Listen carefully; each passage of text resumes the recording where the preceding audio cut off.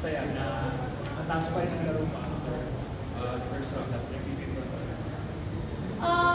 Ako po kasi personally, naniniwala ko yung awards nandyan lang yan, nasa tabi lang yan. So ako kailangan ko lang gawin kung ano yung kaya ko to contribute sa team.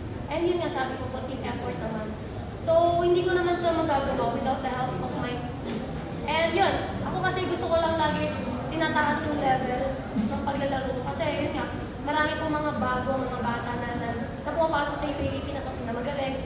So ako dapat itaas ko pa yung level ng laro. And yun, ano lang naman po yun yung awards na yan, parang bonus lang sa player yan. So, kailangan lang namin magsumikap, and hindi naman po yun yung goal namin this season. Stay the same. Feeling ko lang po assuming lang po ako. Medyo nag-matured na ako compare nung rookie year ko. Nung rookie year po kasi ako may mga kasama kong senior. Like sila Ate Jen, sila Ate Princess, sila Ate Joynie. So bali parang pwede pa ako maging jolly-jolly sa lahat ng sa training, sa game. Ngayon, isa na ako sa mga senior. So parang ano yung pwede kong gawin na pwede kong maiwan pag alis ko sa NU.